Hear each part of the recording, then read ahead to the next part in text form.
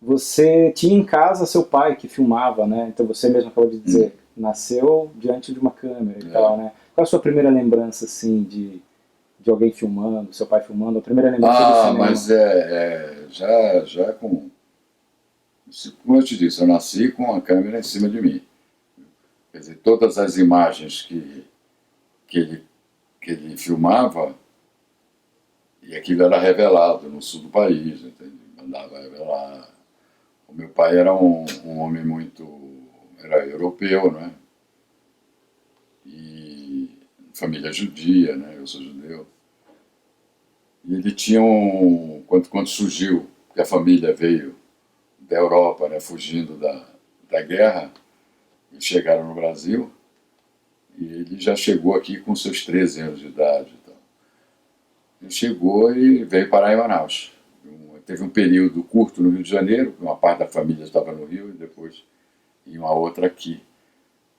E acabou optando em vir para cá. Né? E aqui ele fez seu curso médio e tal, depois. Mas ele já chegou aqui alfabetizado e como meu avô, que eu tenho o nome dele, Roberto Carrani, era um engenheiro ferroviário na Turquia.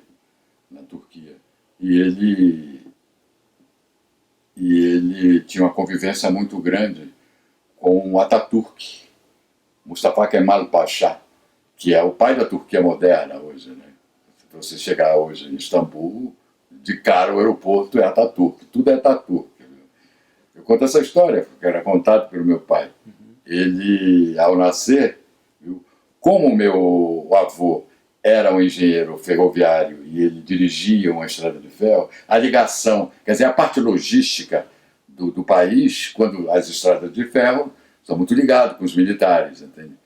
E ele era amigo pessoal ainda do militar Ataturk, Mustafa Kemal Pasha, Ataturk. E lá pelas tantas, já na década de 30, né? Na década de 30 ele começou o Ataturk, muito amigo dele. O meu pai foi batizado. Quem foi o padrinho do meu pai? Ataturk. O meu pai é afilhado do Ataturk. Quer dizer, essa história que ele me contava, né? Eu achei fantástico. Mas é aquilo era meio tabu, entende? Tabu, porque para entrarem no Brasil de uma família judia, né, em pleno Estado Novo, a entrada de judeus era proibida por lei. Por lei foi um acordo que Getúlio fez com Hitler. Não entrava judeus aqui. Entendeu? Eles entraram, entende, quase que clandestinamente aqui para chegar. Então, quando se falava um pouco da história, ele às vezes conversava comigo, meu pai, e ele evitava alguns detalhes, ele evitava, ficava sempre com um temor reverencial, entende, que ficava rondando na cabeça dele. Nunca consegui entrar muito nessa história. Só depois que ele faleceu é que mexendo nos documentos e tal, eu comecei a descobrir coisas. Uhum. Então, na verdade, por que eu estou contando essa história? Porque o nome do meu pai é Salim. E ele passou por muitos. O meu avô era austríaco de nascimento. O meu pai, turco, ele nasceu na Turquia, numa cidade linda que tem perto de Istambul, chama-se Esguichehir. Nasceu em Esguichehir. Mas ele correu para a Europa. O meu pai foi alfabetizado em alemão. Em alemão. Depois passou um tempo na Síria que era protetorado francês na época. Então aprendeu francês. Aprendeu francês. E também a língua materna dele, que foi turco. Ele falava turco. Ao chegar aqui, ele já vinha com 3 idiomas. E ao chegar aqui, ele aos poucos começou a falar português, enfim, estudar, tal, formou-se em odontologia, dentista, isso já em Manaus, na primeira faculdade, uma das primeiras brasileiras que teve aqui. Ele estudou odontologia, aí depois formou-se e já tinha nascido, ele fez um curso, era advogado também. Ele acabou fazendo um curso de direito, tal, mas nunca exerceu a profissão. A profissão dele era de dentista, o pai era dentista. E foi um cara muito ligado à tecnologia, de ponta da época. Ele sempre foi uma pessoa extremamente ligada em tudo isso. Tanto é que aqui o Conselho Regional de Odontologia aqui foi ele que fundou, ele foi o primeiro presidente, entendeu? A sede do conselho aqui tem uma sala que tem o nome dele e tal. E tem até uma rua aqui no Planalto, que tem uma rua Doutor Salim Caramba. Mas enfim. Então ele tinha essa facilidade. E eu nunca perguntei dele como é que chegou a fotografia, porque ele fotografava muito e filmava. Por que o filme? Porque o filme, eu nunca tive essa... Mas foi uma paixão que possivelmente começou na Europa. Mas ele chegou aqui e fez isso de um hobby e tal. Meu pai sempre viveu com câmeras de fotografia, né? E de câmeras 16mm filmando. Aí lá pelas tantas, eu sou de 48, nasci em 48, e todas as primeiras imagens que depois, anos depois, quer dizer, eu me lembro quando esses filmes, quando chegavam revelados do Rio de Janeiro, chegavam revelados, aquilo era uma coisa fantástica, viu? Tinha um projetor de 16mm, tal, passava aquilo, tal. Manaus tinha um problema de energia elétrica, não tinha energia elétrica, que era corrente contínua ainda naquela época, tal. Mas ele sempre foi muito atento a essas coisas todas. Eu convivi com essa tecnologia da época, entendeu? Convivi diretamente com esse negócio. Aí foi crescendo, e sempre vendo esses filmes. Essa brincadeira em 16mm, por 2 décadas, 40 e 50, eu devo ter aí no acervo dele aproximadamente umas 20 horas de filme, que mostram a vida social de Manaus, o comportamento, maneira de vestir, culinária, festas e tudo. É fantástico o material, é fantástico. E esse material foi se acumulando num canto da casa. Ficou lá, no canto da casa. Aí depois surgiu o 8mm, aí ele ficou com 8mm, trabalhando, filmando. E o arquivo do 8mm ainda é muito maior do que o de 16. E aí ele pegou mais a década de 60, 70, 80, 30, mais uma década. Então eu devo ter aí umas 30 horas de material em 8mm. Eu te mostrei o scanner que eu descobri agora, eu vou tentar começar a recuperar. Tematizar, entende? O arquivo, organizar esse arquivo. Por exemplo, paradas de 7 de setembro. Eu nasci no dia 7 de setembro. Viu? Então é uma data que em Manaus tinha uma festa, era sempre a parada de 7 de setembro, era a maior festa do ano aqui na cidade. A minha infância toda foi assim. A câmera do papai estava lá. Então você vê todos os colégios, entende? Personalidades hoje que se tornaram políticos, tudo marchando, crianças, adolescentes. É fantástico. Agora mesmo no Luiz Fernando Carvalho, sobre o meu acervo, através de um produtor local aqui, que é um grande amigo meu, o Jean, com contato com o Luiz, do Dois Irmãos, né, que dirigiu Dois Irmãos. Os Dois Irmãos passam em 4 décadas. E o arquivo que eles precisavam de imagens, eu estava em contato comigo, tal, negociando algumas coisas e eu cedi muito material. Mais ou menos, mais de 50% das imagens de Manaus que aparecem na minissérie são do meu acervo, do Dr. Salim. O Dr. Salim está lá presente nos Dois Irmãos direto. Viu? Ele não utilizou o que ele deveria ter utilizado, uma liberdade poética que eu respeito, mas na verdade eu questiono, quer dizer, eu questiono até o romance. Né? Porque o romance tem umas coisas de liberdade poética, eu conheço, gosto do Milton, mas o Milton Atum, ele tem umas inverdades históricas ali. Verdades históricas. Porque quando do golpe militar de 64, Manaus não teve violência. Ninguém foi torturado aqui. Ninguém, não houve isso. A primeira coisa que eu ouvi com os produtores da Globo, por favor, imagens de tanques na rua, massacre de estudantes, que está no romance. Né?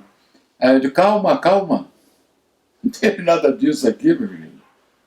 Inclusive, o primeiro governador mandado pelos militares aqui era um intelectual amazonense, o Otto César Ferreira Reis, querido de todos os intelectuais, de esquerda, de direita, de qualquer coisa. Era o grande intelectual. Foi o primeiro mandado para cá.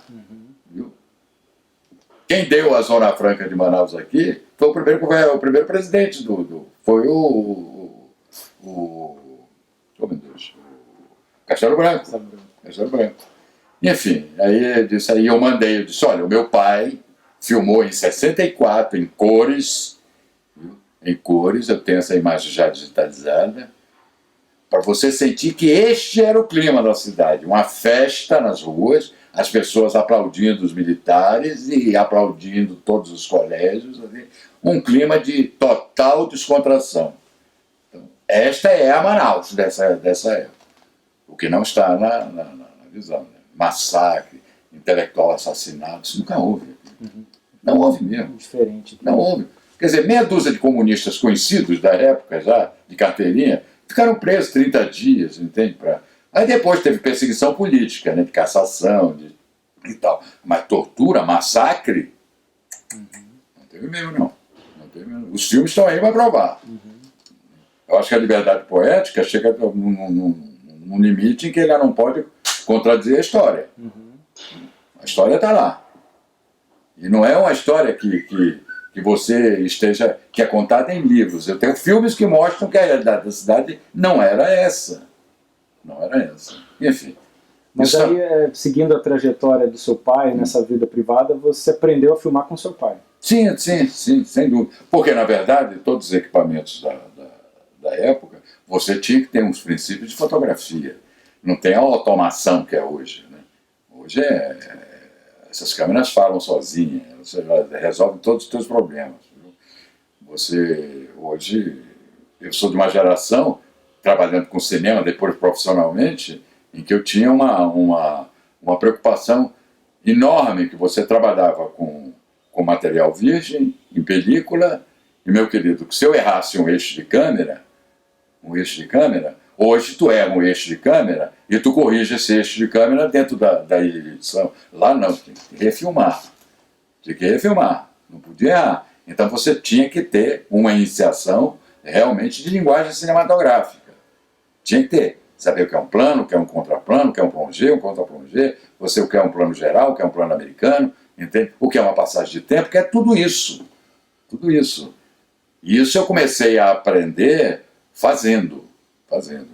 Na verdade, eu tinha, porque na verdade é aí que eu vou começar a entrar na minha formação cinematográfica. Já na década de 60, já adolescente, eu comecei a conviver.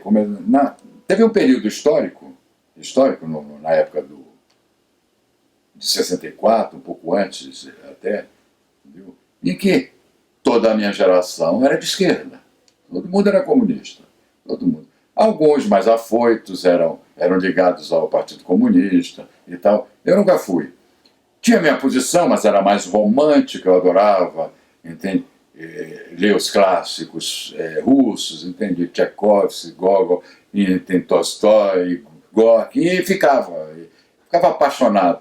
Se você lê Dostoiévski, pelo amor de Deus, mais cinematográfico do que Dostoiévski não existe. Dostoiévski é cinema puro. E eu tinha essa visão, eu disse, puxa, mas isso é um filme. Eu sempre li, e eu fazia da minha leitura o meu filme pessoal na cabeça, entende? Eu sabia como ia fazer e tal. E depois é como experimentar isso. Aí eu tinha em casa um arsenal técnico que meu pai me propiciou.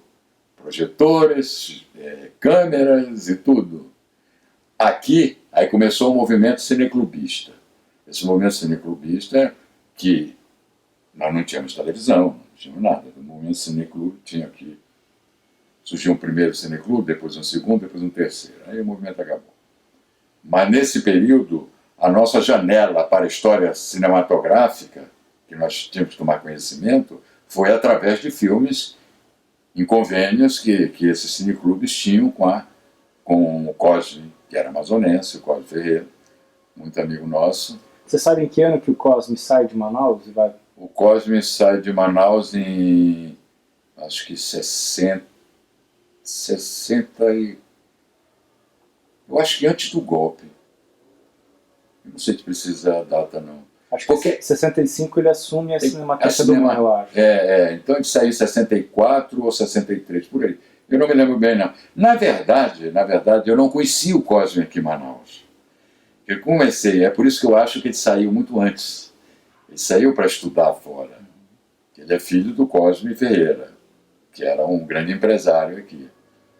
E que estava preparando o filho para assumir os negócios dele aqui. Só que o Cosme, como diria, despirocou, né? Foi lá fazer o que ele queria, o sonho dele e tal.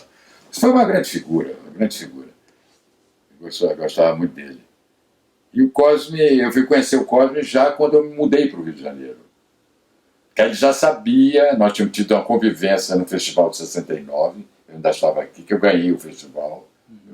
Aí aquela história toda, bababá, muitas atrizes. Posso aproveitar que a gente vai entrar nessa esfera do festival? Eu vou pedir para parar. Tá acabando A bateria? É, do Eu tenho bateria? Eu tenho ali. Se quiser, eu tenho aí. Que esse negócio aqui consome bateria. Muito, pois nova, mas. Mas tu não usa Duracell, não?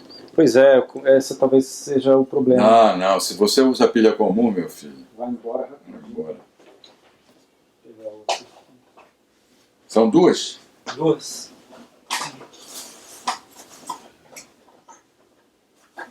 Desligaste a câmera? Não.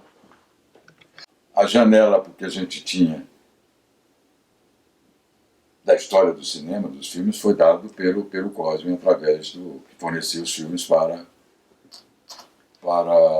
os cineclubes daqui. Mas antes Vocês viram, todo o cinema moderno europeu passou simultaneamente aqui, né?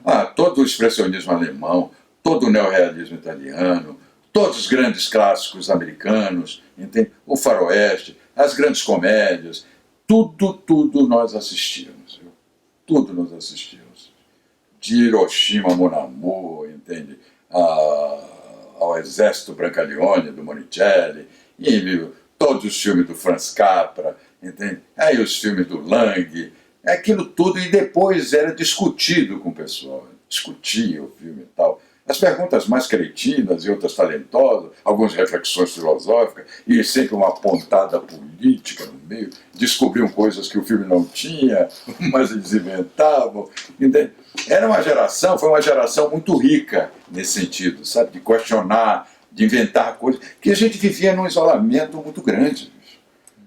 O centro cultural era Rio-São Paulo.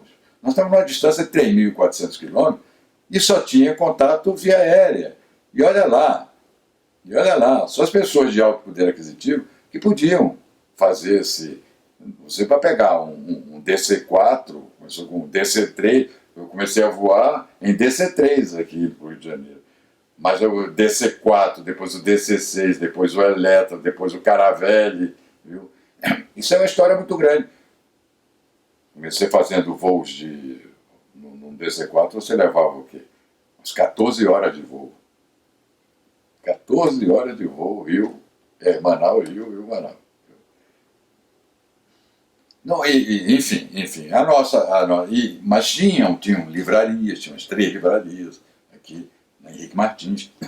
Dia de sábado era uma coisa maravilhosa, porque todo mundo se reunia na Henrique Martins, na livraria acadêmica, a escolar, a livraria Brito, para ver o que é que tinha, o que é que a civilização brasileira lançou e tal. Aquilo chegava com atraso aqui de 2, 3 meses, já que chegava algum livro. Mas para a gente sempre era uma grande novidade. Né? O que é que Manuel Bandeira lançou, entende? Que maravilha. O Otto Maria Capô fez um livro fantástico sobre a história da música. Essa era a nossa convivência intelectual. E você era adolescente nesse período? E eu era adolescente nessa época. Isso vem ali... Seu pai teve relação com o Clube da Madrugada? Não, meu pai não era um intelectual. Não era um intelectual. Meu pai era um profissional, era um homem de muito bom gosto, extremamente delicado nessas coisas, entende? Era um europeu de formação, entende? Tinha essa formação humanista, mas não tinha... Não. A convivência com as letras, não.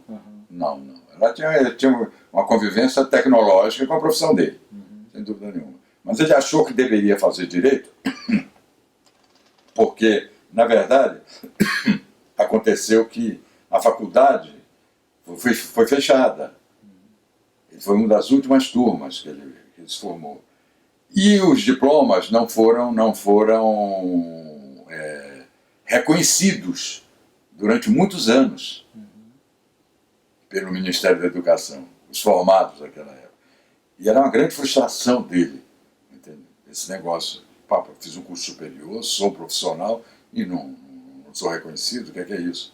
Então, ele ficou com esse negócio de cabeça, não, mas eu vou fazer um curso para ter curso superior. Aí ele fez Direito, que era a única faculdade que ele tinha. Ele fez Direito, mas ele formou-se e deixou. Mas o meu pai não teve uma influência intelectual. Mas tinha uma cultura cinematográfica, né, nesses anos 60, que tinha algo em torno... É que eu ia falar sobre o Cineclube, que não foi só o Cosme, né? O Cosme alimentava, o Cosme fazia pacotes temáticos, né? O neorrealismo, aí mandava os filmes principais, aí enfim, ele fazia os pacotes e aqui era exibido. Aí depois devolvia, tudo, cópias de 16mm. Só que Manaus tinha muitos cinemas. Manaus já tinha cerca de 20 cinemas espalhados pela cidade. Uma época teve 20, na minha época já tinha um pouco menos, mas era uma quantidade razoável. Mas existia distribuidores aqui locais que vinham cópias de filmes em 16mm para abastecer os cinemas do interior, que eram salas de projeção que não eram 35mm, eram em 16mm. Cinemas, pequenos cinemas em Itacoatiara, em Parintins, em muitos municípios. E esses distribuidores tinham os filmes comerciais que vinham para eles. Os mesmos que vinham para Manaus em 35mm chegavam também em 16 para esses distribuidores mandarem para o interior. Essa era a logística da época. Então esses filmes também ficavam disponíveis para as famílias que não tinha televisão. Muitas famílias tinham projetores de 16mm, que o programa de fim de semana armava uma tela, botava câmera, caixa de som e tal, bababá. 3 rolos desse tamanho de 16mm, grande, dava um longa-metragem de quase 1h40, que era a média dos filmes da época, 1h30. E eram exibidos lá, era muito comum isso aqui. Então, essa foi a minha vivência toda. Agora a minha vivência, a vontade de começar a fazer alguma experiência de cinema, começou através da minha inquietação política na época. Inquietação política, né? Eu sou da geração do Aldísio Filgueiras, do Márcio Souza, do Felipe José Lindoso, que foram todas pessoas engajadas politicamente, né? O Felipe Lindoso, que depois teve o pai que foi deputado federal, depois se tornou governador, enfim, o próprio o Felipe sim, o Felipe entrou na militância política, armada tal, e foi preso, torturado. E o pai que conseguiu, por influências lá em Brasília, ele conseguiu tirá-lo do país, né? Parece que foi o Peru. Essa é a minha ligação. Eu nunca tive assim essa coisa de militância política, de engajamento. Não. Eu achava, mas tinha aquela coisa, né, da injustiça, não sei o quê, blá, blá, blá. E Manaus vivia um processo de reurbanização do centro da cidade. Começou com o governador, né, o Arthur César, que resolveu acabar com uma enorme cidade flutuante que tinha em frente à cidade ali, dos Remédios até o Porto e o mercado municipal. Era uma cidade que se estendia até o meio do Rio de Janeiro, até do Rio Negro, né? Lá ficava aquelas palafitas, né, tal. Eu tive um encantamento também, engraçado, isso no início da década de 60, que foi o Philippe Broca, que veio e filmou aqui O Homem do Rio, com o Jean-Paul Belmondo e tal. Eu participei dessa um olheiro, né, garoto? Né? Então fui lá ver, ficar encantado com aquela equipe e tal, não sei o quê. Aí muito bem. Aí depois, 2 anos depois, aí que eu comecei a sentir essa convivência. Tá? Eu tinha um professor, o professor Farias de Carvalho, foi professor de toda a minha geração, que era um intelectual, que foi ator do meu filme, do que ganhou o Festival de 69, ele fazia um político, ele era uma figura, um poeta, uma grande. Era meu professor no ginásio, e as aulas que ele dava eram aulas teatrais e tal. Ele era uma figura. Essa figura que não existem mais, né? Que sumiram.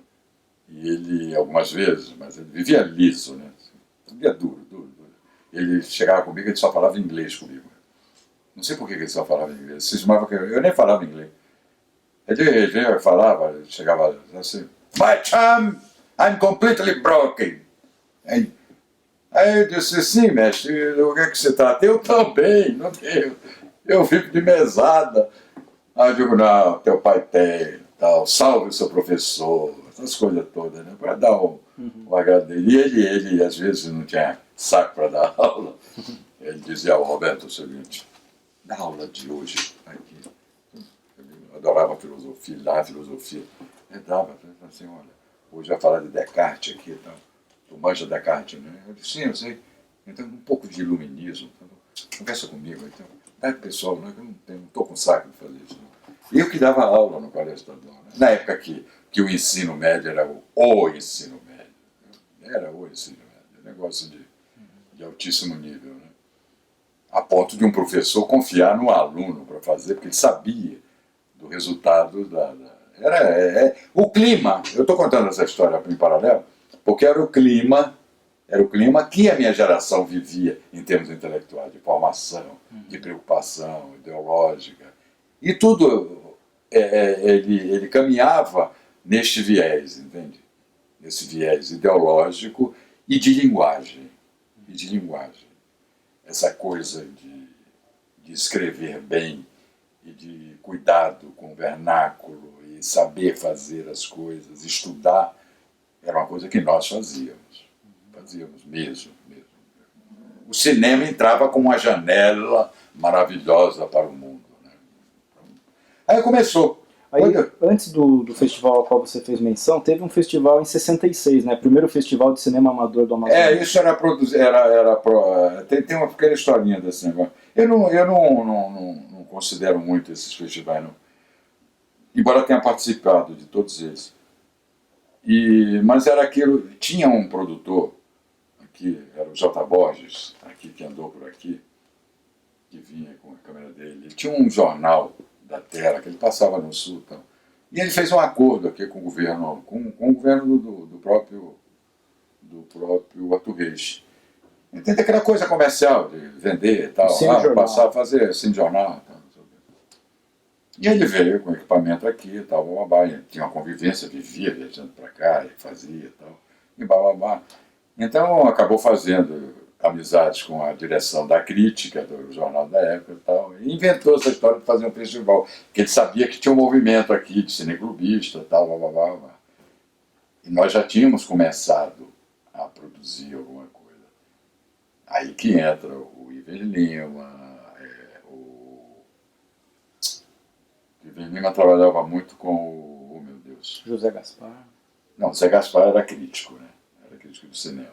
Uma figura também maravilhosa. Você tem que falar com o José Gaspar. José Gaspar é maravilhoso, eu adoro ele. Tá muito velhinho, hein? Já gravou com ele? Não. Aproveite, faça isso. Faça isso logo. Ele tem histórias ótimas. Depois em off eu te conto as histórias do Gaspar. Ele é muito bom. É um querido amigo. Mas aí esse festival, esse cara começou a fazer, convenceu. Aí a crítica que promoveu o jornal, vamos fazer um festival de cinema amador aqui e tal, não sei o quê. Aí começaram a aparecer esses filmes. Foi quando surgiu. Nesses primeiros festivais da crítica eu não ganhei nenhum. Quem ganhou o primeiro foi a Carniça, do Litaif, viu? Que é um filme visceral. Aquele filme, eu acho tão bonito aquele filme. Eu não estou falando de técnica, não estou falando de nada, estou falando que eu conheço a figura do Litaif. É uma pessoa que é extremamente humilde, entendeu? Um cara introspectivo, de difícil relacionamento também. Um desses festivais de cinema que tiveram por aqui, eu tive que ficar com ele, cheguei com o Roberto e disse, Roberto, pelo amor de Deus, traz o Litaif, porque ele morava no Rio Branco. Ele já grudava em cima de mim para ficar. Eu digo, não, bicho, olha ali, a Cláudia Cardinale está lá, vamos te levar para apresentar para a Cláudia Cardinale. Ele ficava louco, né?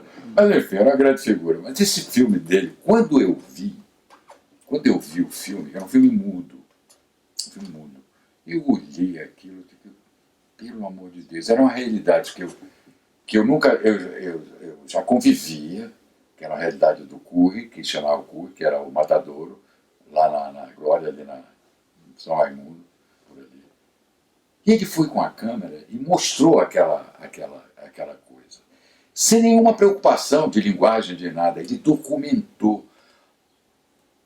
Eu vejo isso muito nos filmes, os documentários sobre a Segunda Guerra, viu? Aquele tipo de linguagem dura, da câmera dura, entende? Sem nenhum compromisso com nada, é aquele fato terrível. E a câmera do Taif era isso. Eu não sabia explicar o que era aquilo, mas o filme me passava um incômodo, eu ficava incomodado. Quando um filme te incomoda é porque ele é bom. É porque ele é bom. Ele pode te incomodar de duas maneiras. Ele te incomoda para o melhor, com uma percepção estética, viu? Ou ele te incomoda por ser ruim. Por ser ruim. Mas ele não deixa de ser um filme. E um filme é trabalho de equipe. O diretor é apenas um maestro. Eu fico pé da vida quando uma plateia assiste qualquer filme e sai do cinema e diz: porra, mas que merda. Eu acho isso de um desrespeito sem tamanho. Pode até ser uma merda, mas não deve ser. Você está desrespeitando um volume tão grande de gente que se empenhou naquilo, que não dá. Não é a arte isolada de um escritor que está lá no seu computador fazendo seu romance. Tudo bem, ele é o responsável único. Um filme, por melhor que ele seja, ou pior que ele seja, ele é um trabalho coletivo. Respeite isso. Respeite isso. E durante muito tempo, esses festivais, foi quando começou. Eu tinha produzido o Igual a Mim, Igual a Ti. Que, na verdade, o que diferenciava o cinema que o meu grupinho estava fazendo, que é esse grupinho, que era o Felipe Lindoso, o Aldísio Filgueiras, eu e o Raimundo Feitosa. E propiciado pelo meu pai, o equipamento dele, fazendo em 8 meninos. A primeira experiência de som que poderia ser feito aqui em Manaus era neste 8 meninos. E o meu papai tinha isso. Eu disse: vamos fazer esse filme. Aí o Igual a Mim, Igual a Ti, que pelo título já diz, né? Uma coisa, todos somos iguais, entende? Igual a Mim é uma coisa bem... Esse é o filme na Cidade Flutuante. Esse foi o filme da destruição da Cidade Flutuante. Que era um poema deu o título desse, que é o título de um filme do criador do cinema Verdade soviético, do Dzisga Vertov. Que ele tem uma citação que ele fala, que é a visão dele, de câmera dele, tá? Era de ver todas as pessoas, porque todas as pessoas são iguais a mim, iguais a ti. Eu achei fantástico esse título e botei o título no filme. Aí eu passei esse título para o Aldísio. O Aldísio fez um poema maravilhoso, o título, e que foi narrado pelo meu professor Faria de Carvalho, que eu falei, que era bombástico e tal, fez uma leitura aquilo, e eu fiz uma trilha sonora, entende? Nostálgica e tal. Aí, enfim. Só que a reprodução daquilo tinha que ser num projetor especial, era uma coisa doméstica. Aquilo era tecnologia doméstica. Não dava. Aí os caras botavam o festival para exibir no Cine Guarani. Não, que foi até no Cine Avenida. O 16 milímetros, que aí já estavam, esse pessoal estava fazendo em 16 mudo, porque não tinha como sonoridade. Mas só que a projeção de 16 tem mais qualidade. Botava lá, mudo, não tinha problema. O meu filme era 8 milímetros e sonoro. Como é que eu ia fazer aquilo? Quando eu botei o meu filme dentro do Cinema Avenida, no meio das poltronas, o projetorzinho lá, ficou uma desgraça, né? Tecnicamente muito ruim. Aí depois marcaram outra projeção em frente ao Guarani, ao ar livre. Aí eu digo, não, aí é sacanagem, não tem como. Não tem como. Enfim, acabei que não ganhando o festival. Mas esses festivais, aí aconteceram outros. Tinha um pintor amazonense também nesse Não, festival. pois é, mas aí a mesma tecnologia. Só que o Igual a Mim, Igual a Ti foi em preto e branco, o pintor amazonense foi em cores já. Em cores. Mas a mesma coisa, é o mesmo esquema de 8mm. Aí o que é que aconteceu? Aí surgiram outros realizadores. Eu te confesso que quando já no fim da década de 60, quando do advento do primeiro Festival Norte de Cinema Brasileiro, de 69, organizado pelo Joaquim Marinho e tal, que eu participei da organização, eu que viajei para o Rio de Janeiro, embora estivesse concorrendo com o filme, que era a coisa mais linda que existe, já estou com a trajetória do Seringueiro, eu nem deveria estar na organização do festival, né? Mas não tinha ninguém para ir fazer essa ligação com... Eu tinha algum conhecimento em São Paulo e no Rio de Janeiro, e o próprio Márcio. O Márcio, na época, estava até preso. Saiu nas vésperas do festival. Aí eu fui sozinho, convidar o Rogério Sganzella, Walter Lima Júnior, e todas as atrizes, Isabela, a Adriana Prieto, todos os artistas famosos da época que vieram. E quando falava em Manaus, Manaus é a grande palavra mágica lá no sul. Por quê? A Zona Franca, os importados aqui. Então, vamos falar com mulher que vai ter condições de comprar lenços e perfumes e diabo aqui, então as atrizes ficaram loucas, todas aceitavam o convite. Não tinha conversa, todas aceitavam. Esse foi o grande motivo, entendeu? A festa do negócio. Tudo bem. Aí veio um filme do Walter Lima Júnior. Teve uns diretores de São Paulo, que também eu consegui filmes, mas que não quiseram vir. Foi mais o pessoal do Rio que veio, o Walter Lima Júnior. De São Paulo, só o Rogério Sganzella com a Helena Inês, que vieram para cá. E o pior é que o meu filme, o Coisa Mais Linda que Existe, eu dedicava o filme é dedicado ao Rogério Sganzella, por causa do Bandido da Luz Vermelha, que eu tinha acabado de assistir, fiquei apaixonado no filme. Aí eu dediquei o filme a ele. Aí, muito bem. Nesse período, tinha o próprio Iver Lima, tinha um outro rapaz e uma moça que fizeram 2 filmes que concorreram com o meu aqui. Eu não sei se era Nonata. Sonata, né? Não, Nonata. Nonata. E o outro era o do Ivens era a Harmonia dos Contrastes. Geraldo Russo, é um filme de 64. Não. Nonata Terezinha da Silva Mangueira. Não tive mais contato. Nunca vi essa moça. Mas eram todos mudos. E tinha um chamado Claustro Escuro, Almir Pereira. Almir também sumiu, nunca mais. Foi um caso de um único filme e gente que não circulou entre... Não fazia parte do nosso grupo. Não fazia. Quando surgiram esses candidatos lá, aquilo foi organizado por um órgão do governo, que era o DEP, o Departamento de Propaganda do Estado, né? Que depois virou Amazonas Tour. E essas inscrições eram feitas lá. Eu não tinha conhecimento. Eu escrevi meu filme lá. Mas meu filme eu acabei no Rio de Janeiro, sonoro, 16mm, mas sonoro. Aí, quando eu vi aquele negócio aqui, eu disse assim, está no papo esse prêmio. Meu filme era muito bom, eu gosto demais dele, super interessante. Aí aconteceu o festival, né? Aconteceu. Esta vida que eu acabei de descrever foi o que pontuou, e essas pessoas que eu citei, tem mais outras pessoas que eram técnicos, que trabalharam, que fizeram também um pouco filmaram muito a cidade, que foi o Cezídio Barbosa. Cezídio Barbosa tinha alguma coisa do Guilherme Santos, filmou Grande Enchente, 66? Não, 53. Guilherme Santos é filho do Silvino. É filho do Silvino. Esse material, que eu que recuperei esse material da...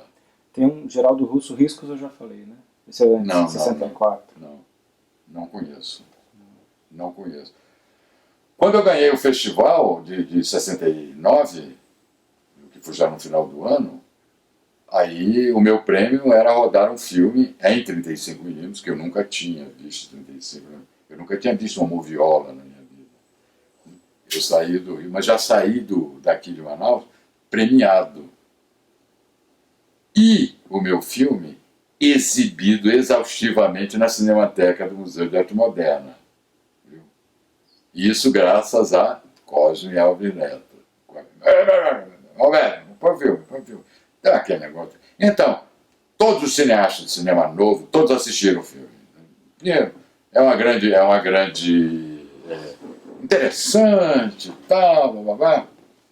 Aí lá pelas tantas, esse filme é até citado, até esses meses atrás, a minha filha descobriu num livro sobre filmes impactantes. Viu? Fez uma análise de filmes impactantes, quando ela leu lá, está lá a coisa mais linda que existe. Entende? Então um comentário assim, ponto, impactante, o comentário dele. Eu achei interessante, viu? Depois de 50 anos é complicado, né? É muito legal. Mas aí o que é que aconteceu? Quando o filme foi premiado, ele teve uma carreira na Cinemateca, né? Na Cinemateca. E, obviamente, também entrava nos pacotes que ainda estava rolando o cineclubismo. Ainda distribuíam para o Brasil. Esse filme foi exibido lá. Nessa época ele surgiu, mas já estava em São Paulo. São grandes amigos meus, o Djalma Batista, o Djalma com o Walter, mas ele estava em São Paulo. Eles são amazonenses, mas eu não chamaria de cineastas amazonenses, porque eles nunca fizeram nada aqui. Só uma última vez, ele já profissional, anos e anos depois, ele fez umas tomadas aqui no Amazonas, no Bocage. E tudo bem. Mas ele não participou dessa vivência, dessa efervescência, não, porque ele estava em São Paulo. O Márcio não, o Márcio misturou. Ele estava sempre envolvido com a gente aqui, e depois ele foi para São Paulo, aí teve perseguição política, ele foi preso. Depois é que ele voltou para cá. Quando ele voltou para cá, eu tinha me mudado para o Rio. Por quê? Porque eu tinha que me profissionalizar. Aí eu formei minha equipe no Rio, entre câmeras, 35 meninos, tal, fotógrafo, para fazer o filme, eu tinha que produzir um filme, que era o prêmio do Instituto Nacional do Cinema. Você já foi para morar lá? Depois já fui para morar. Você foi para morar. E aproveitar essa oportunidade do prêmio. Do prêmio. Do prêmio eu vim para cá para fazer o filme. Minha equipe vim para cá para fazer o filme. Aí eu rodei o filme, né? Chama-se Manaus. É um filme sobre a arquitetura de Manaus e o Círculo da Borracha. Eu conheço. Conhece? E esse filme foi feito em 70. 70 e 71. Esse prêmio não dava dinheiro, eu tinha que sobreviver. Entendeu? Eu fazia direito na época, né? Eu estava fazendo direito, estava no segundo ano de direito. Ainda consegui chegar até o 4º ano, aí abandonei. Quer dizer, quando eu já estava, meu pai já tinha percebido que eu não ia fazer direito mesmo, não ia concluir, aí o que é que ele fez? Cortou a minha manutenção no Rio. Por sorte, ele mantinha um apartamento lá em Copacabana, que eu morava, mas mesada não tinha mais. Te vira, né? Então, a profissão que eu escolhi foi essa. Então agora eu vou trabalhar. Quando eu ganhei o prêmio, que eu vim para cá, é que eu comecei a me integrar, conheci toda a chamada nata do cinema brasileiros, Glauber Rocha, Carlos Diegues, Jabu. Jabu dividia a moviola comigo, eu saía da moviola, ele entrava que era a moviola lá da Cinemateca, né? Que a gente montava os filmes. Eu conheci esse pessoal todo, mas são tudo enclausurado são guetozinhos, entende? Aquela patotinha, ninguém entrava, né? Imagina. Um garoto que veio lá de Manaus, não tem nada a ver, tá? A única figura que conseguiu, porque saiu isso muito antes, também um cineasta, foi o... Oh, meu Deus, não dele. Calmon. Mas também cresceu lá no Rio. Não, isso não tem nada a ver com aqui. O Calmon foi meu colega de primário aqui. Inclusive, a primeira viagem que eu fiz para o Rio de Janeiro, num Constellation da Panela do Brasil, maravilhoso, que até bar tinha um negócio fantástico, até piano. Foi a família Calmon, toda estava indo junto. Um negócio assim de Hollywood, fantástico. E essa me lembro. Depois eu conheci o Calmon outras vezes, mas ele fez uma carreira no Rio de Janeiro também. Ele entrou nesses guetos, nesses grupinhos. Conseguiu. Ele Mas aqui ainda nos anos 60 você faz o começo antes do começo, junto com o Márcio Souza. Não, 70. Isso é 70 já. 74. Então já é depois do festival. Ah, né? depois do festival. Eu já estava no Rio. Já morava no Rio. Ah, eu achei que era 68. Não. 74. Mas tem uma coisa ainda pra gente lembrar em relação ao festival, que daí vocês tomam conhecimento do Silvino Santos, né? Você lembra disso? Essa que foi essa que é a história mais impactante, né, na minha vida profissional. Eu, como todos nós, ninguém tinha visto nada do Silvino. A minha geração não. Todo o acervo do Silvino estava nas mãos do J.G. Araújo. Entende? O Silvino era um empregado da empresa e morreu como empregado do J.G. O Silvino foi o grande animador da família. Entende? Ele sempre foi um protegido da família. Um protegido. Toda a filmografia. Bem, essa história conta depois. Mas, na época, ninguém conhecia nada do Silvino. Eu ouvia falar, mas nunca tinha visto um pedaço de filme do Silvino. Nada. Aí, lá pelo 69, aí fez-se uma homenagem ao Silvino no encerramento do festival. Eu tinha que subir no palco para poder receber o meu prêmio e tal, não sei o que, junto e entra o Silvino. Já com seus 79, 80 anos. 80. Não, ele morreu com 80 no ano seguinte. E tal, aquele velhinho. Então eu fiquei olhando aquela figura. Essa foi a primeira vez que você... Eu vi fisicamente. Mas durante o festival, estava com a minha câmera fotográfica, aí eu tinha muitos jornalistas do Sul, do Jornal do Brasil, da Veja, tal, que eram convidados, que estavam aqui cobrindo o festival. Aí, acho que foi o Márcio que falou da existência do Silvino. Tal. Aí esses repórteres se interessaram em entrevistar o Silvino. Aí foram levados para lá. Mas esses repórteres, esses jornalistas, eram o Geraldo Marink e a Miriam Lencar, Miriam Lencar do Jornal do Brasil, Geraldo Marink da Veja.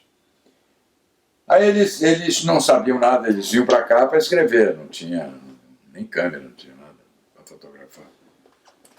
Aí o Márcio disse assim, Roberto, vamos lá comigo lá na oficina do Silvino. Ah, legal, vamos lá. Aí falou assim, leva a tua câmera para tirar umas fotos. Tá? Então, todas aquelas fotos que você vê do Silvino com o Márcio novinho, do lado, aquilo tudo são fotos minhas, que eu fui fotografando. Aquele lá. Aí eu olhei aquela coisa toda, mas era muito jovem. Eu estava no meio das mulheres mais bonitas do Brasil, entende? Aquele charme e tal, e festas e mais não sei o quê. Aquele glamour que todo festival de cinema tem, né? E eu estava vivendo aquilo. Então aquilo passou assim batido por mim. Não vi nada. Vou para o Rio de Janeiro. Volto para Manaus. Quando eu volto para Manaus, para fazer, já com a minha equipe aqui, volto para fazer esse filme do INC. Aí, eu recebo um telefonema em casa. Disse, Roberto, é o seguinte, sabe o Silvino? Eu disse, sim, é Silvino Santos, o que é que tem? O Silvino Santos está nos seus últimos dias de vida, está hospitalizado aqui na Beneficência Portuguesa. Tu não tem interesse em fazer? Quem que te ligou? Você lembra quem te falou? Não lembro. Foi uma pessoa ligada à família, não lembro quem me ligou. Não. Mas enfim, assim, meu querido, eu estava filmando Eastman Color, né, que era o filme do INC, e eu não tinha negativo. Estava certinho. Meu Deus do céu, o que eu vou fazer? Aí eu disse, sabe uma coisa? Aí eu corri em todas as casas de fotografia da cidade, que eles vendiam filme a granel para fotógrafos carregar nos. Eles vendiam rolinhos pequenos assim, pequenos. Cada rolinho desse, 35mm, colocado na câmera, que é aquela lá, aquela reflex, você tem mais ou menos uns 3 minutos de imagem. Né? Aí depois tem que trocar, botar outro. Tá? E só resta, vamos correr e comprar um monte desses rolinhos. Né? Aí eu comprei um monte desses rolinhos na câmera. Aí entrei, não tinha roteiro, não tinha nada. Vou mostrar a imagem do Silvino nos seus últimos dias. Entrei no hospital e tal, fiz os planos dele. Aí a coisa mais importante foi que na hora que eu estava com uma câmera flex, uma câmera francesa, não era nem, Eu falei que era uma iFlex, não era uma Cameflex francesa. Aí aquela câmera no rosto dele. O Silvino se iluminou com aquilo que ele viu. Era o meu fotógrafo, que todo mundo usava com as cabeleiras na época, era desse tamanho o cabelo. Tem aquelas figuras jovens, tem todo mundo ali. Entende? Ele via que aqui uma geração estava reconhecendo ele ali. Entende? Aí eu só sentia a lágrima cair. Ele já não falava mais. Ficou, aí estava a filha dele, estava o Guilherme do lado, tal, passando a mão na cabeça. Isso está no filme, né? Está no filme e tal. Fui embora. Usei os filmes em olhinhos e tal. E fui embora. 2 dias depois, me ligam de novo. Olha, o Silvino Santos faleceu. Está lá no... O corpo dele está na capela da Beneficente. Quer fazer alguma coisa? O sepultamento é amanhã. E eu digo, vou. Cadê negativo? Cadê? Não tinha negativo. Eu andava sempre com a minha câmera 16mm na mão. Aí eu tinha filme 16, preto e branco. Aí eu digo, vamos com a 16. Aí foi lá no necrotério, tá aqui a meia dúzia de pessoas, o corpo dele lá enrolado. Né? Eu fiz essas imagens então, fiz essas imagens. E esperei o dia seguinte e fui pro enterro. No enterro dele, o caixão vai do chão da sepultura, caindo tudo. Com a sequência linda do filme, ele cantando, e que vai sendo sepultado. Mostrei a figura do Agesilão Araújo, que foi o grande cineasta. Silvino Santos era um fotógrafo, mas o grande cineasta foi o Agesilão. Mas que foi o protetor do Silvino até a morte dele. Que foi o grande herdeiro do Império J.G. Araújo. Aí isso está no filme. Aí, muito bem. Ao filmar, aí o Guilherme me fala, Roberto, não queres fazer uma cena lá na casa do papai? Ele já tinha morrido. Aí eu disse, meu bicho, eu não tenho mais, tinha acabado meu 16mm. Eu não tenho mais. Né? Aí fui de novo numa casa de fotografia e comprei mais um rolinho de 35. Aí fui lá para casa. Fiz uma cena lá no escritório dele, que ele morava ali do lado do Éden. Cinema Éden. Tudo aquilo era propriedade do JG. Ele morava lá. Aí tal, fiz aquela documentação, tal, arrumando o material e vira-se, o Guilherme disse, Roberto, dá uma olhada aqui, tem um monte de rolo de filme aqui do papai. Eu digo, que filme? Um monte de filmes aqui. Vem cá. Aí me levou para o quintal da casa, ao relento. Tinha um monte de latas enferrujadas. Eu digo, meu Deus do céu. Os netos pegavam o filme, que era em nitrato, altamente perecível, queimava, faziam um busca-pé, queimava, que ficava. Imagino que não se perdeu. Né? Aí quando eu disse, sim, Guilherme, o que você quer? Não quer levar isso para ti, não? Aí eu disse, você está me dando? Aí eu digo, sim, imagina, tá vendo aí, tô pegando chuva, esse negócio. Tá. Aí eu digo, tudo bem. Peguei lá, botei tudo na caminhonete, tudo pra cá, um monte, eram umas 20, quase 30 lá. Aí que eu vi. Comecei a mexer naquele material, mas estava com um problema sério. Como levar isso para o Rio, para restaurar? Nenhuma companhia aérea transportava nitrato. Não podia. Não tinha estrada aqui. Andar para o navio era um negócio. E eu disse, meu Deus do céu. A gente, quando é apaixonado por alguma coisa, tu faz qualquer negócio. Na época, na Zona Franca aqui, tinha os biscoitos dinamarqueses aqui, que eram as latas grandes assim, desse tamanho, ficavam manteigados, mas deliciosos. Tudo aqui tinha vendido na Busline, aqui, no supermercado chiquérrimo, tinha até sorvete da Holanda. Tal. Aí, muito bem, eu peguei aquelas latas que a minha mãe guardava em casa, ela era tão linda a lata, que ela guardava, eu vi aquela lata, um monte de lata, mamãe, o que você quer isso aqui? Isso até não, o quê? Tu me dá essa lata? Tu vai levar pro Rio, essa lata vazia? Eu digo, não, é para outra coisa. Aí, tudo bem. Eu peguei a lata era deste tamanho. Entrava o filme certinho. Em cada lata dava 2 rolos. Aí eu peguei todos os filmes, botei na lata. Era biscoito. Era biscoito dinamarquês. Só que eram muitas latas, né? Não podia levar isso de uma vez só. Embora com a equipe Mas na época da Zona Franca, todo mundo estava com essa bagagem cheia de bagulho e não sei, ninguém tinha cota para você sair e tal. Aí, enfim, vou levar na mão. Como eu tinha ideia, a minha família sempre ia para o Rio e tal, eu deixei tudo organizado, a minha família começou, levou depois algumas latas para lá. E a grande parte eu levei. Muito bem. Esse material chegou no Rio. Chegou no laboratório. Chegou no laboratório, na Líder, no laboratório em Botafogo, onde eu já estava trabalhando, eu conheci o pessoal e tal. Aí tinha um engenheiro-chefe, engenheiro químico do laboratório, um judeu também, o doutor Victor. Ele olhou para mim, eu usava uma estrela de Davi aqui, aí ele olhou para mim, você é judeu? Eu digo, sou também, sou judeu. Aí, então você vai fazer um favor. Um judeu falando com um judeu. Por favor, eu estou com essa semana. Quando eu falei a palavra nitrato, aí ele. Aqui não é da nitrato. Eu digo, pelo amor de Deus, doutor Vitor, não vai acontecer nada. Eu tinha que passar aquilo. Aquilo eram cópias, não era nitrato, mas era cópia já. Não era negativo. O negativo já tinha sumido. Então era cópia, positivo. Então, eu tinha que passar aquilo para safety. Filme 35mm, um suporte já de segurança. E depois o nitrato lixo. Né? Quando eu coloquei, o Dr. Vitor disse, não entra aqui, eu digo, meu Deus. Aí os meus santos chegaram, eu vi só um tsh. Aí eu olhei para trás, era um funcionário do laboratório que eu conhecia. Aí disse, despache, Dr. Vitor. Eu entendi. Depois fala comigo. Fui lá com ele e tal, ele vira-se e disse, olha, é o seguinte, eu sei, Pedrão, eu faço isso, o meu horário é de madrugada. Aqui eu trabalho de 1h até 6. Entende?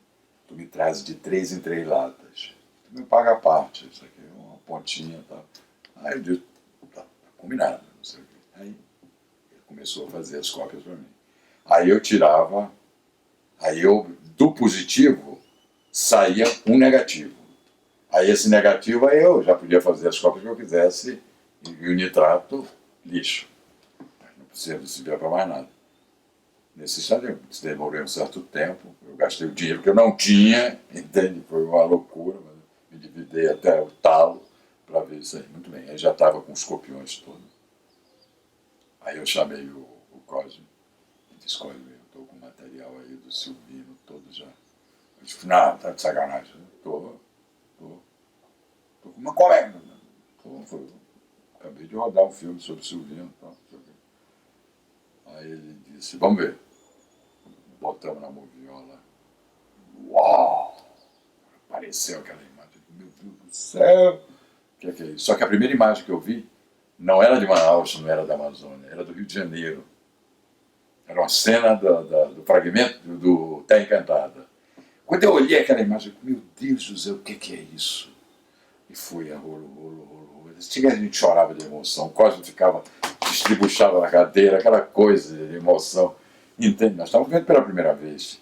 Aí lá pela estrada. O filme, o Cosme já tinha visto uma cópia muito antes, Cosme era mais velho que eu. E ele já tinha visto alguma coisa do Silvino no País das Amazonas, uma cópia em 16, ele já tinha assistido. Mas do Rio de Janeiro ele não conhecia. Aí muito bem. Esse material, aí eu resolvi fazer. Mostrei para o Alex Vianney, que era um cineasta, um historiador de cinema do Rio de Janeiro, conhecido, que apaixonou-se, era um amigo meu, e ele, quando soube do Silvino, que eu contei a história, ele ficou louco. Né? Ficou louco. Quando ele viu o material, eu disse, Alex, o texto você que vai fazer. Mas, cara, isso é que eu quero que você diga. Ele fez um texto maravilhoso, que está no filme. Foi narrado até pelo Joaquim Marinho. Aí esse é o filme Fragmentos de Terra Encantada. Não, é o Silvino Santos, o Filho e o Pioneiro. Uhum. Esse que lançou o Silvino no Brasil inteiro, através do curta-metragem que acompanhou o Tubarão. Né? E foi muito legal.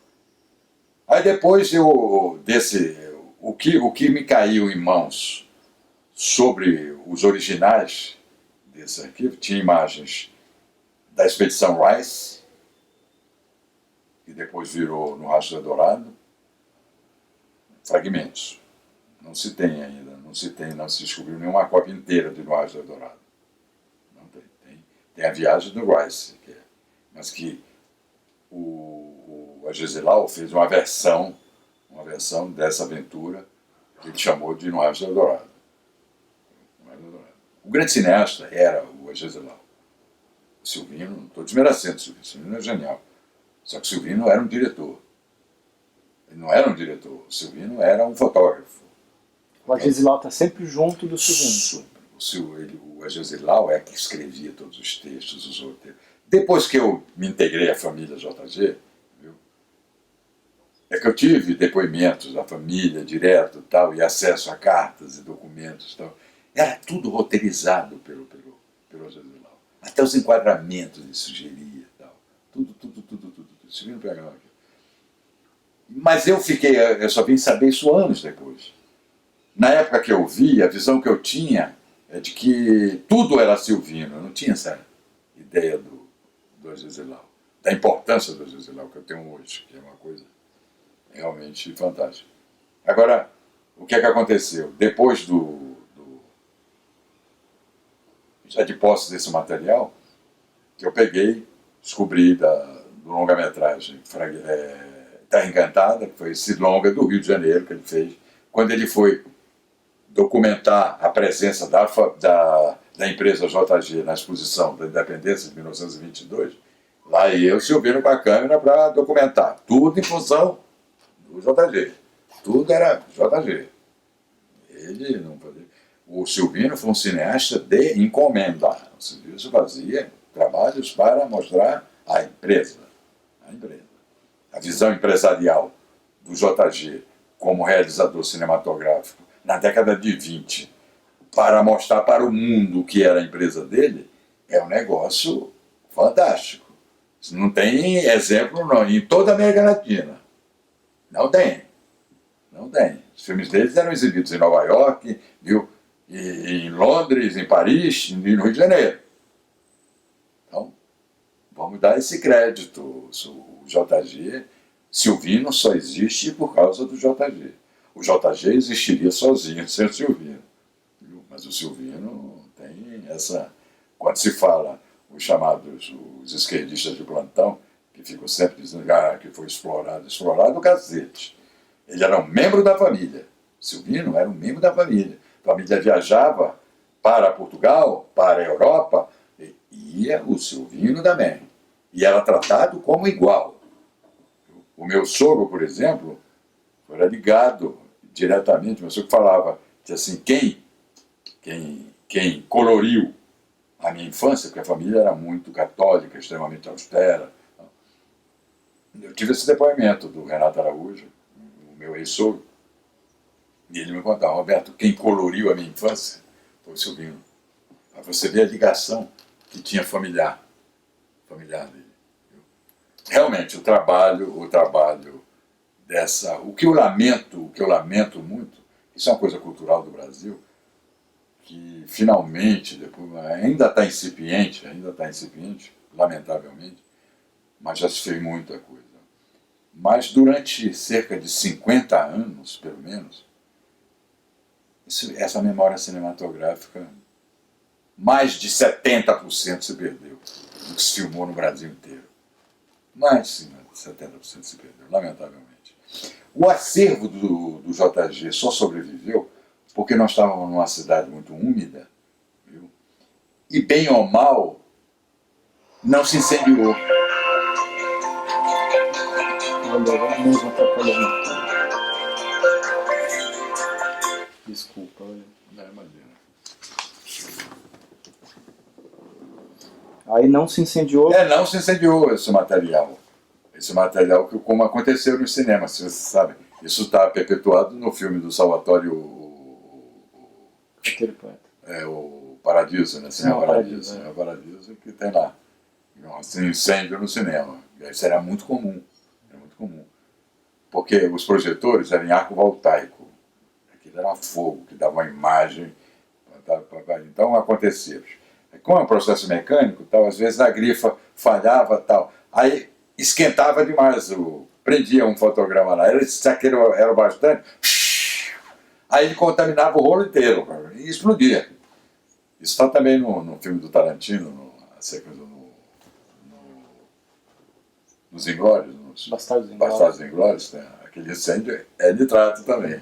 É nitrato. E aí esse acervo de imagens, você vai se debruçar sobre esse acervo. Tem alguns filmes que... Não, aí em cima desse acervo que me chegou às mãos na época, em 35mm, que eu recuperei, que foi, como eu falei, da Expedição Rice, esse Terra Encantada, que não está completo, que se perdeu também, eu recuperei, e imagens da Exposição da Independência. E imagens esparsas de Manaus. Eu não tinha nem visto ainda, na sua totalidade, No País das Amazonas. Não tinha assistido ainda. Vim assistir anos depois, uma cópia de 16mm. Enfim. Mas esse material compôs parte de um documentário do Silvino Santos, um Sufino Pioneiro. Aí eu fiz um curta que eu chamei Fragmentos da Terra Encantada. Que eu fiz os textos, como os filmes mudos, tinha aquelas legendas que descreviam a imagem. Né? Essas legendas todas eram escritas pelo Agesilau Araújo, que na verdade é quem dirigiu os filmes.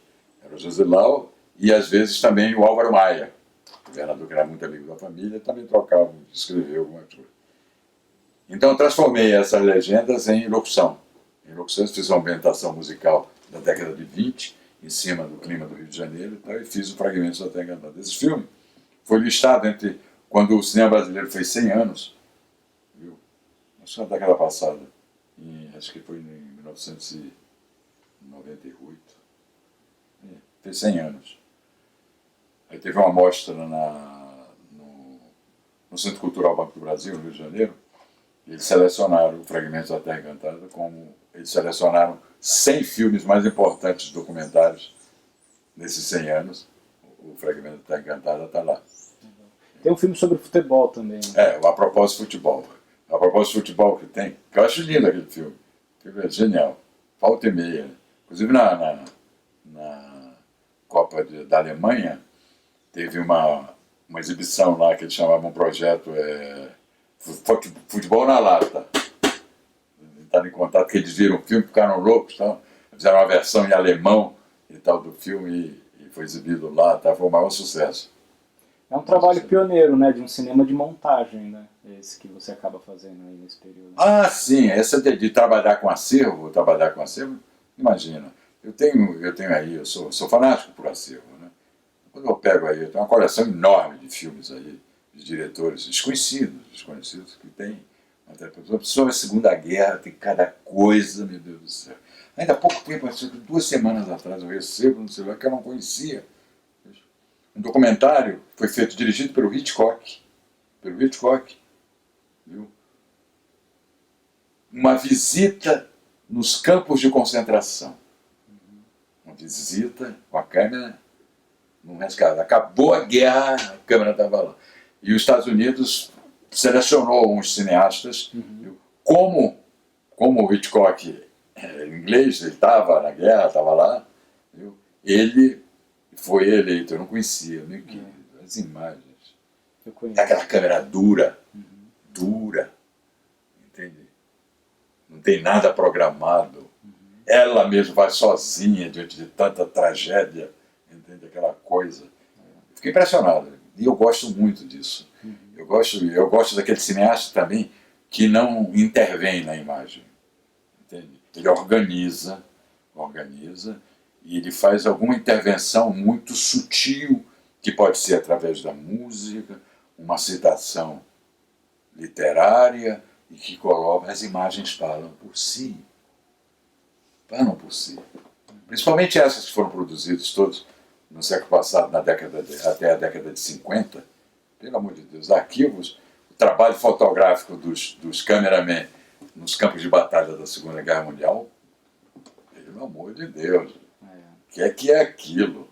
O que é aquilo? Às vezes, tem uma loja lá em Nova York, que é de equipamentos antigos, tal, à venda, né? Se encontra até câmeras Nikon F, entende? Câmeras ainda na embalagem, os caras te vendem, custa uma fortuna, né? Uma vez quando vou a Nova York, eu passo lá e vejo, vou nessa loja. Uma vez eu quase que tinha um Aimo. A Aimo era uma câmera da Bella Hall. Mas é uma blindagem danada. Ele pegava esse rolinho que eu te falei, de 35 milímetros. Não era nem 16, era 35. Mas aquilo era uma fortaleza. Podia jogar no chão. Por quê? Aquela câmera era usada pelos câmeras que iam para frente de batalha. Front, né? Ah, bicho, o cara levava um tiro, morria, a câmera caía, o outro que vinha atrás pegava a câmera e continuava filmando. É um negócio, isso é fantástico. Esse espírito de você manipular o arquivo, o acervo, é o que mais me encanta na minha. Se bem que depois eu, para sobreviver, não podia viver só disso, entendeu? Eu tive que ir fazer, eu fui um diretor, dirigi muitos, eu sempre fui documentarista. E no Rio de Janeiro, já profissional, eu trabalhei para a IBM, corri o mundo inteiro fazendo filmes sobre desenvolvimento de produtos da IBM, fiz muitos especiais para a Globo e também comerciais. Aí, na área comercial, eu fiz mais de 200 comerciais para Som Livre, que era da Globo, tudo cinema, né? Não tinha vídeo ainda. Isso nos anos 70, 80? É, 70, 80. Vivendo no Rio. Vivendo filme. E nos anos 70, falando de cinema, um cinema mais, digamos, autoral, uma produção independente, você filmou muito nos anos 70 também, muito, né? Muito. Tem o Teatro Amazonas, O Começo Antes do Começo, filmes que são posteriores ao Manaus, esses filmes. Posteriores. E aí tem uma proximidade com o Márcio Souza. Pode falar um pouco? Não, a minha proximidade com o Márcio Souza foi na fase cineclubista, na década de 60 e início da década de 70. Que é a história da parceria que nós tínhamos com o Renato Freitas Pinto, que dirigia a TV educativa aqui. Como eu já morava no Rio, e os filmes não tinham VT, o tape, entende? Tinha câmeras aqui em Manaus em 16mm, eles faziam filmes, e eu montava os filmes no Rio. Montava os filmes no Rio, sonorizava tudo e mandava o filme pronto para ser exibido aqui na emissora. Aí eu participei de uns 4 ou 5 filmes desses aí. Então era junto com o Márcio dirigia um, depois dirigia outro. Entende? E o Começo Antes do Começo foi uma coisa que o Márcio conseguiu aqui, nós fizemos juntos, que ele fez uma leitura sobre a lenda dos Dessana, né? Sobre o começo do universo, que é fantástico, baseada numas fotos, nos desenhos do Feliciano Lana, sendo primários, bem naif, mas lindos, que contam. Aquilo é contando a história, entende? E uma locução que vai contando essa história do começo antes do começo. Mas antes o padre Casimiro, que era quem descobriu esses desenhos, que dá um depoimento. Esse depoimento foi captado pelo Márcio, que estava mandado para o Rio. E eu fiz, né? Até eu me lembro na época que eu fiz o negócio todo ali na hora dos créditos, eu botei direção Roberto e Márcio, né? Aí ele disse, mas não pode, bicho. Nós não dirigimos, quem dirigiu isso foi o índio, caceta. Eu disse, não, pô, o índio não dirigiu, pô. O índio mostrou, tá. Se bem que tudo é do índio, né? Eu só segui ali, o tabletop para fazer a sequência toda. Mas, pô, vamos, a estrutura toda foi instituir eu, pô, qual é? Engraçado que a gente não tinha essa vaidade que eu vejo muito nessa nova geração. A gente não tinha coisa de ser. Entende?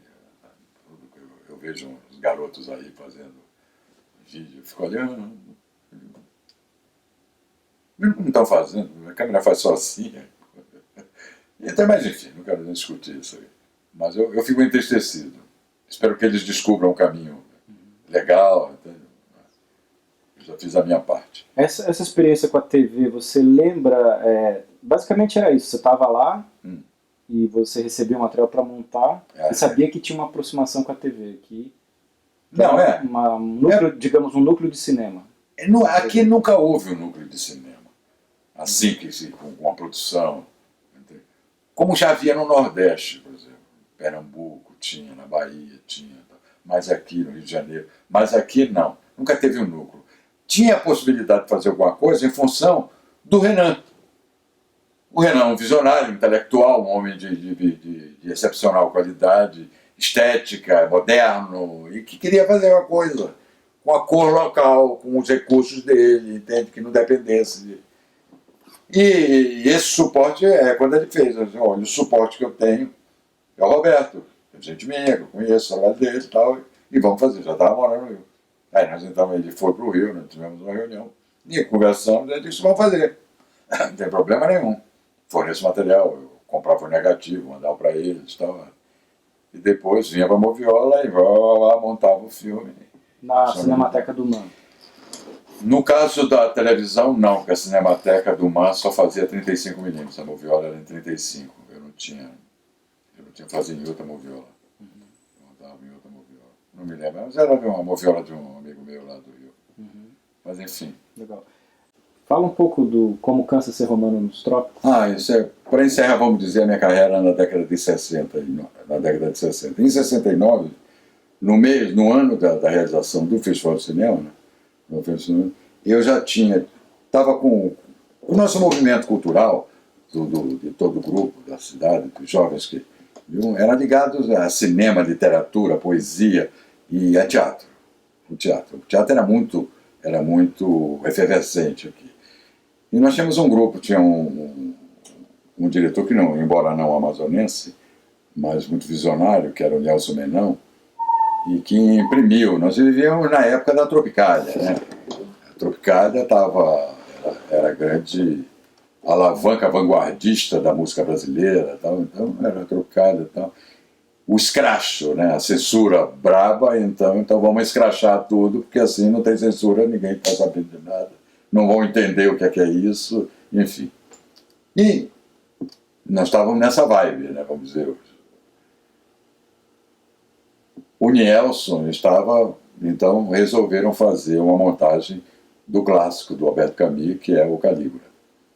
Albert Camus, um autor francês, prêmio Nobel de literatura, que esse texto é muito badalado no mundo inteiro, uma adaptação teatral da vida do Calígula, né, do imperador romano, enfim. E esse texto é um texto clássico e tal. Quando foi feita a leitura desse texto, eu estava presente na época, eu disse, isso não tem nada a ver com a gente aqui. Não tem nada a ver. Aí o Nielsen, que assim, vocês é que pensam que não tem nada a ver. É só a gente mudar a linguagem. A gente muda a linguagem e adapta essa para a nossa realidade local. Os personagens vão falar como se fossem amazonenses e vão vivenciar, entendeu? Nós vamos criar uma república das bananas, uma república disso, tudo muito em cima do trocadilho que rolava. Tal. Aí foi aquele delírio, todo mundo adorou, tal, e ele fez a adaptação. Eu fiz a trilha sonora da peça. Essa menina, eu tinha uma ligação musical muito grande, tal. Então tinha uma discoteca grande já na época, e eu tinha acesso, eu comecei a fazer, fiz a trilha. Tal. E eu vi aquele movimento. Eu via, olhava, puxa vida, isso dá um filme. Dá um filme. Só que eu não vou fazer teatro filmado, não. Vou botar esse pessoal na rua. Vou fazer essa República das Bananas entre os bregueços da Zona Franca. Nós vamos correr essas praias da Ponta Negra e botar todos os senadores romanos aí falando, vamos transformar alguns em homossexuais, em mulheres matriarcais, poderosas, e isso estava no espetáculo. Mas eu imaginei uma coisa no cenário amazônico, utilizando os igarapés que ainda estavam limpos na época, lamentavelmente virou esse esgoto que é hoje a cidade. Na minha época não, era tudo cristalino ainda nessa época. Então na minha cabeça esse era o cenário. Até o Teatro Amazonas entrou no meio, né? É cenário também. Tem uma cena de sexo lá com Calígula e a mulher dele, que eu fiz ali no hall de entrada do teatro, tá, muito bem. Rodei o filme, eu roteirizei todo o negócio, com apoio do Roteirizamos Juntos, o Aldísio e eu, e muito bem. Só que no decorrer, eu tinha uma produção, era um jipinho, eu tinha um jipinho Citroën, aqui falam Citroën, né? Citroën, como diz os franceses, era um jipinho plástico, Merrari, fantástico esse jipinho, né? Negócio. E não era nem meu, era da minha irmã. E estava lá, um carro lindo, tirava a capota, conversível. Então era o carro da produção, ele me emprestava, era o carro da produção. E a gente saía com aquele carro, filmando. Curiosamente, a placa do carro é a data da Revolução Francesa. Era, não ficava, 1789, estava lá. Era a placa do carro. Muito bem. E começamos a rodar, né? Rodar, fazer o roteiro. Só que a minha ideia, como eu estava já nessa hipótese, na expectativa de mudar, sair de Manaus para ir para o Rio de Janeiro, isso é antes do festival, né? Eu ainda não, do festival eu ainda não tinha acabado de rodar o filme. Acabou o festival, ainda terminei o filme depois. Aí eu tinha que ir para o Rio. Aí essa experiência foi feita, eu rodei o filme, o roteiro inteiro. Só que eu nunca tinha feito ficção. Eu tinha diálogos e tal, e bababá. Minha ideia era dublar tudo no Rio de Janeiro. Mas estava rodando em 16 milímetros. Em filme reversível para uma possível ampliação para 35 milímetros. Para jogar no mercado, nos cinemas comerciais. Muito bem. Só que eu não claquetei o filme. Tudo estava, eu anotava. Estava no olho e tal.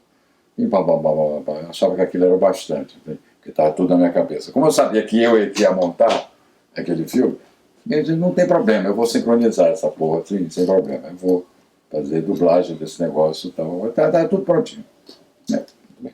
Mandei para o Rio de Janeiro. Cheguei no Rio, para a longa-metragem, o buraco é mais embaixo. Eu fiz o diabo no Rio de Janeiro. Botei tanta gente que via copiando o filme, ficavam encantados. Falaram, que negócio legal, bicho, que coisa fantástica. Pô, não tem que fazer, tem que arrumar, falar com o produtor. Mas já estava com 16 milímetros. Se eu tivesse feito em 35, eu teria bombado de cara no Rio de Janeiro. Não, mas eu tinha que ir. Como tinha essa experiência dos Ganzella e do Júlio Bressani, que estavam fazendo muita coisa longa em 16 milímetros e ampliavam depois, mas eles já estavam lá, eles tinham contato com produtores, tal, e acabaram fazendo o fato de rodar em 16 milímetros uma questão de opção de suporte. Vamos fazer, eu gosto desse, quando amplia fica aquela coisa meio fragmentada, meio granulado e tal, mas fica legal e tal. Até que depois eu vi os filmes, quando o Bressani fazia algum filme em 35, aí ele botava uma cartela antes de começar o filme, rodado em 35 milímetros, bem grande. Mas o seu amigo aqui, o menino novo do Amazonas, entende? Liso, vou fazer. Eu, para rodar o filme, eu tinha o suporte todo aqui do grupo de teatro, tá? Não paguei ninguém, não tinha ninguém. Era uma coisa de grupo mesmo, para fazer. Agora, a parte do filme, tudo quem bancou foi o Sesc comprou os filmes, os olhinhos de filme para fazer e tal. É um longa-metragem, dá 1h30 de filme. Todo ele foi rodado de cabo a rabo. Mas no Rio de Janeiro, o buraco era mais embaixo, não consegui. Aí comecei a ter que trabalhar profissionalmente para sobreviver. E o filme ficou guardado. E ficou guardado. Minha vida tomou outros caminhos, entende? Como documentarista e tal. Até como longa-metragem no Rio de Janeiro, que eu participei. E, enfim, foi nessa área comercial. Aí depois entrou televisão, Globo, e IBM, e foi embora. A minha vida mudou. O filme ficou guardado. Está guardado até hoje. Na verdade, o primeiro filme de ficção rodado com equipe amazonense e atores amazonenses é o Como Gansa. O Márcio, na década de 70, fez A Selva, mas veio depois. Não foi o primeiro. O primeiro foi o Como Gansa. Não teve nenhuma experiência anterior. Silvino não era ficção, é tudo documentário. O primeiro foi esse. Nós fizemos está rolando ainda não foi decidido, está falta de dinheiro do governo do estado. Ele está lá, ele foi selecionado, tem 10 projetos lá, e ele foi selecionado, o projeto dele. Foi feito um projeto muito bonito, tem uma revisitada para fazer para a televisão, né? Para a televisão, que dá um negócio interessante que eu quero. eu quero que as minhas 2 filhas artistas façam uma leitura disso, uma visita. Como fez a filha do Persson. Persson, tu conhece aquele documentário? Conheço, Persson. É muito legal aquilo. Uma coisa emotiva da filha, entende? Vendo o trabalho do pai. As suas 2 filhas trabalham com cinema? Sim, uma é cineasta e a outra é atriz. Outra é atriz. Então elas ficaram loucas quando souberam. Tal. Que a minha filha viria dirigir aqui. Dirigir. Mas ela acabou entrando no projeto como co-diretora, porque tem que ter uma diretora local. E ela não é amazonense, ela é carioca. Então ela não podia, então ela está como co-direção. Aí o filme seria um ponto de partida para essa coisa toda afetiva? Ah, sim, essa coisa afetiva, tal. Eles iam visitar a minha obra, né? Visitar a minha obra, super, super interessante. Eu muito feliz, mas nada aconteceu. O dinheiro da parte da Ancine já está liberado, mas a contrapartida do Estado aqui que não aconteceu. Está tudo parado. Está tudo parado, tudo parado. Isso já aconteceu há quase 2 anos atrás. Teve até uma cobertura, a imprensa toda deu cobertura, ficaram primeira página, página inteira sobre negócio, que é histórico para a cidade, né? Quase 50 anos histórico. Mas lamentavelmente estou nessa. E eu já avisei, disse assim, olha, meus queridos, eu estou com 68. Depois de 60 você está no lucro. Então, ou cuida, faz isso aí, depois que eu fechar os olhos, vai tudo pro lixo. Porque pessoas como eu aqui, para preservar, para guardar, para tentar fazer alguma coisa, para colocar à disposição das novas gerações, a minha parte eu estou fazendo no que posso. No que posso. Agora tem que ter uma política de preservação disso. Tem que ter. O arquivo do meu pai não pode ir para o lixo, bicho. Ninguém filmou, que teve um hiato muito grande nessas décadas. Amadoristicamente ou não, é o único material fílmico. Se tem fotografia, tem demais. Mas filme, só tem. Não é que meu pai filmasse, só ele filmava. Sim, mas todos os outros, que também deveriam fazer isso, familiarmente, não tinham o Roberto Carrani como filho cineasta, que pegou o material e sabe avaliar. O dos outros foram pro lixo, sumiram. Esse é o meu grande drama, sabe? É o meu grande, uma grande frustração. Eu espero que Deus me ajude e eu consiga fazer com que alguma parte disso eu recupere. Porque quando você trabalha com acervo, você não é mais dono disso. Coisa que você fez, chega a um determinado momento, se ela tem uma grande importância, ela não pertence mais a você. Ela pertence ao espaço que tu vives e que estão ali registrados naquela imagem. Entende? Esse arquivo não é meu, ele é da cidade. Agora, a cidade tem que recuperá-lo. Entende? Tem que ter essa responsabilidade. Tem que ter essa responsabilidade. O público tem que se encaixar. Lógico. O que eu não digo de mágoa, que eu não tenho mágoa por ninguém, não. Mas o que eu tenho é um pouco de uma visão um pouco crítica dessa nova geração que está fazendo audiovisual, algumas coisas. Eu sou cineasta de tantos anos de vivência, eu sei detectar quando eu vejo um trabalho, por menor que ele seja, eu digo, pof, esse cabra aí tem talento. A grande maioria não tem. Mas eu já vi uns 2 ou 3, não passa de 5, que eu tenha visto eventualmente, que eu vi talentos ali.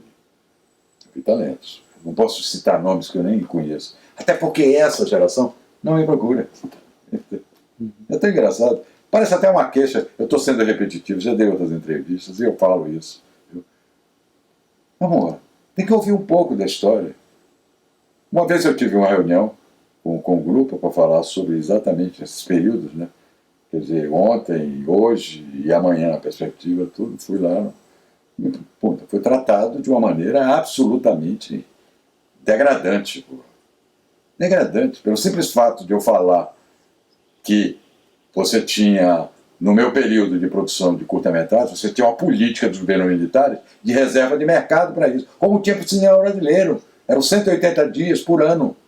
Nós tivemos a maior produção cinematográfica do Brasil na época dos militares, na década de 70. Nós produzíamos mais de 250 filmes por ano. E todos eram exibidos, em função da lei que obrigava. 180 dias por ano, tinha que ser filme. Bem, isso acabou, o Collor acabou com isso. Tudo muito bem. E eu falei que, meu querido, teve um cara que estava na mesa, que levantou-se, se recusou a ficar sentado do meu lado, porque ele não estava ali para ouvir uma pessoa que estava defendendo a tortura no país. Estão ouvindo um negócio desse? Eu olhei para aquela figura e disse, meu querido, em primeiro lugar, quem teve amigos torturados fui eu, não foste tu. Entende? E se quiserem discutir Marx, Engels, Kant, essa canalha toda que faz a ideologia que vocês defendem aqui, vem discutir comigo. Tu não está falando com analfabeto, não. O cara calou-se. Era um professor da... Então tem esse tipo de postura, esse patrulhamento, que eu estou fora disso. Eu estou fora disso. Os organizadores, até daquela... Tem um site 7, né, da revista 7. Cine 7? É, Cine 7. Eles vieram pedir desculpas, tal, que não era aquilo, blá, blá, blá. Não, esquece. Esquece, tudo bem, não é culpa de vocês. Tal.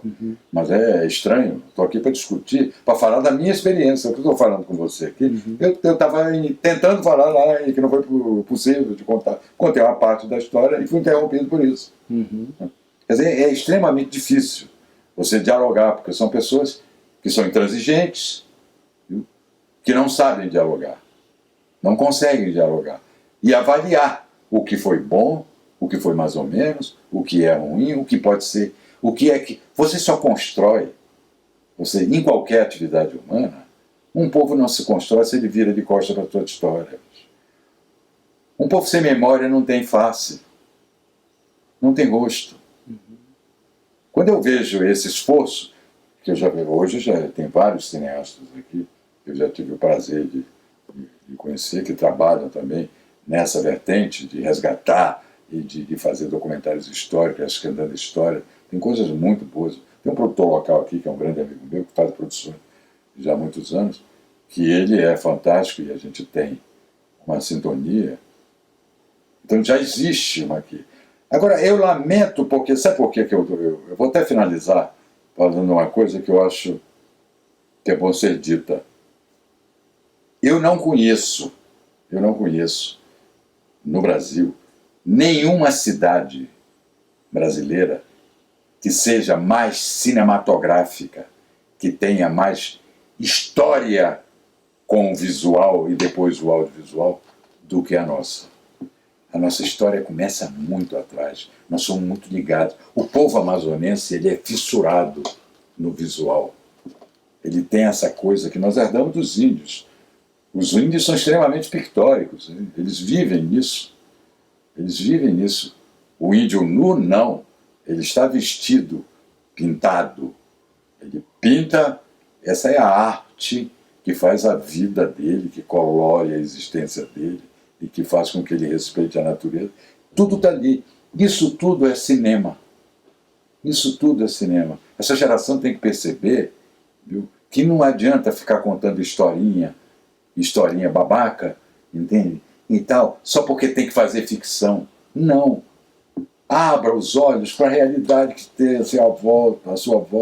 Eu vejo esses meninos filmando em praça pública, sempre com 2 atores ali, 2 menininhos, fazendo ficção. Não olhem para o lado, pô, não gira a câmera, não mostra nada. Não pode, bicho. Não pode. Esse é o desencanto que eu tenho. Esse é o desencanto que eu tenho. E o resultado disso, eu trabalhei com a minha vida toda, no que eu pude fazer dentro do... Por exemplo, a história da Zona Franca de Manaus, os primeiros 25 anos eu documentei. São muitos documentários. Se você juntar tudo, dá um longa-metragem, contando essa história toda. E que você tem lá. Se você quiser, daqui a 50 anos, fazer uma pesquisa sobre um processo de desenvolvimento na Amazônia e você entrar no polo industrial de Manaus, tu tem que cair nos meus filmes. Vai ter que cair nos meus filmes. Assim que você tiver que falar do processo civilizatório de exploração, da monocultura, eu tenho que lembrar do JG, tenho que lembrar do Silvino. Entende? É que lá que estão registrados, são pouquíssimas as cidades brasileiras que têm esse repertório. Nós temos essa tradição, viu? Essa tradição. Se você pegar um pouco da história da década de 20 e 30 na cidade de Manaus, Manaus era a cidade que mais cinemas tinha. Tinha mais do que Rio, mais do que São Paulo. Cinema. As pessoas são fissuradas por cinema. Eu sou de uma época em que você sem televisão, classe média, não precisa ser nem classe média alta, nem rico, não. Era classe média mesmo. Fazia um esforço para ter um projetor de 16 milímetros em casa, para ver cinema, tinha que ver cinema. O cinema era o grande. Isso é daqui, é muito típico daqui. Eu lamento que essa geração não esteja com esse olhar, né? Esse olhar. Com a tecnologia que a gente tem hoje, pelo amor de Deus. Isso é um